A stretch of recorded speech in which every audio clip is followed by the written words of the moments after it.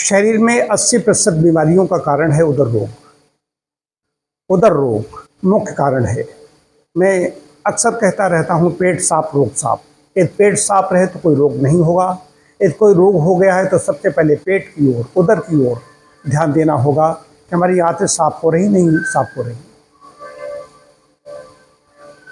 असमय खाना, जब इच्छा हो तब खाना, आपाधापी भरा जीवन, इससे उदर रोग हो रहे हैं। जहाँ देखा, जहाँ मन हुआ वहाँ पर खाने के लिए बैठ गए। पेट संबंधी व्याधियाँ इसका मूल कारण है। व्यायाम की कमी, नींद की कमी और मन चाहा जहाँ चाहा असमय बेमेल भोजन। कल शाम को उत्तर प्रदेश के एक बड़े लीडर से बात हो रही थी।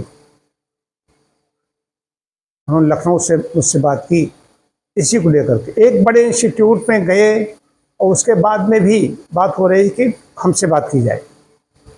तो बड़े बड़े इंस्टीट्यूट इसलिए नहीं काम कर पा रहे हैं कि वहाँ पर डॉक्टर से बराबर संपर्क नहीं हो पा रहा। डॉक्टर बराबर भी साथ में रहे, संपर्क में रहे, लेकिन आहार विहार को ठीक जब तक नहीं करेंगे, लंबे समय तक ठीक नहीं करेंगे, तब तक उदर रोग से मुक्त नहीं मिल सकती।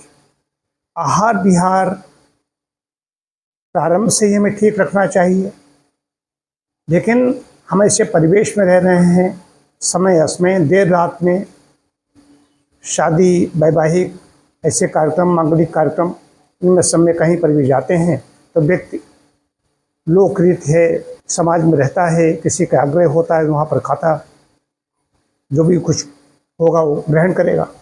और जो चीज़ें ऐसी बनाई जाती है उसमें स्वाद बहुत ज़्यादा होता है, स्वाद के वशीभूत होकर के भी खाते हैं, ज़्यादा खा जाते हैं। आंत क्यों असमर्थ हो गई, मलकिया क्यों नहीं ठीक हो रही है, गड़बड़ी कहाँ पर है? तो मैंने जो अब तक पाया अपने जो चिकित्सार्थियों से, मेरा स्वयं का जो निजी अनुभव है, जो अध्ययन किया है, उसके आधार पर ये कह सकता हूँ कि व्यायाम न करने से, अत्यधिक समय तक बैठे रहने से आंतों की गति स्लो हो जाती है। आंतों की गति स्लो हुई तो मलक्रिया सही समय पर नहीं संपन्न होती। मल सही समय पर निकलना चाहिए था, नहीं निकल पाता, मल रुक जाता है। आंत निष्क्रिय, आंत की निष्क्रियता, मल का रुकना, मल के रुकने से तमाम प्रकार की गैस बनने लगती है, गैसेस वगैरह ऊपर की ओर भागती हैं। वही नहीं होता, मल पहले कॉन्स्टिपेशन होता है, उसके बाद में आंत में सूजन पैदा हो जाती है। सूजन के बाद वहाँ पर सूजन इतनी ज़्यादा हो जाती है, कड़ेड़े पदार्थ लेते हैं, फिर कोई लग्जेटिव लेता है, चूर्ण लेता है, सिरप लेता है, उससे व्यक्ति को मल तो पतला होकर के लगता है साफ़ हो गया, साफ़ हो गया।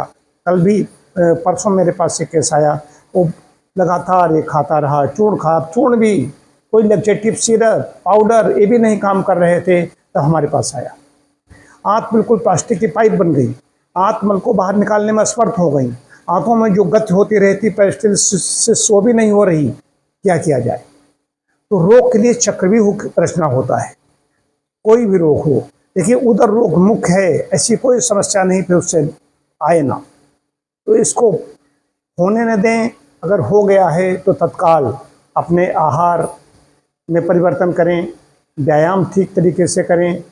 यदि इससे भी लाभ नहीं हो रहा है तो ऐसे जो सेंटर हैं वहाँ पर ये नहीं करा मेरे यहाँ आइए, मेरे यहाँ तो वैसे भी केस पर्याप्त हैं, आप इसी से ठीक हो जाएं, समस्या ही आपको न हो। लेकिन पहले आप जब चोखा चेतना की बात करते हैं तब तो आप समझते नहीं हो, जब देर हो जाती तब समझते हैं लोग, और सबका यही हाल है।